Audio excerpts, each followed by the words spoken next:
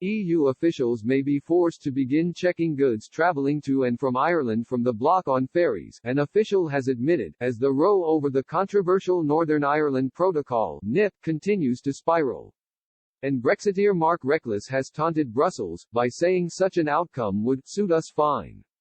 The protocol was agreed by the EU and UK in parallel to the withdrawal agreement which secured Brexit, but its implementation has been fraught with difficulty. The stated intention is to prevent a hard border on the island of Ireland, but critics say in practice it has resulted in a border down the Irish Sea, with companies trying to move goods between Northern Ireland and Great Britain facing additional layers of red tape.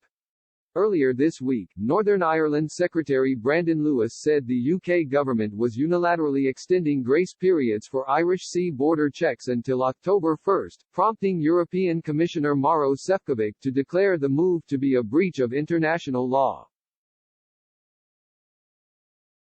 Meanwhile, First Minister Arlene Foster is backing a legal bid aimed at forcing a judicial review into the protocol, which was lodged with Northern Ireland's High Court yesterday. One EU diplomat commented, "If the United Kingdom decides not to apply the protocol in certain fields, it means the internal market is affected, and it is necessary to protect the internal market." Another added, "Member states are very serious about the internal market, and if there's a loophole in Northern Ireland which is too big, then of course something might happen on the Irish crossing between Rosslare and Cherbourg.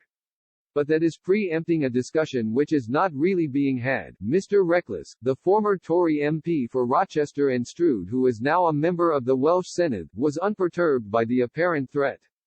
The former UKIP and Brexit Party member, who is now a member of the Abolish the Welsh Assembly Party, tweeted a link to an article by RTE's Tony Connolly outlining the situation, and referring to the possibility of checks on ferries between Ireland and France.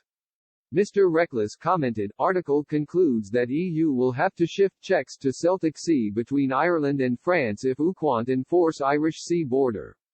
That suits us fine." Before this week's controversy erupted, the Commission had already voiced concern that border control posts at Northern Ireland ports were not yet fully operational and the EU had been unable to access UK IT systems to monitor protocol compliance.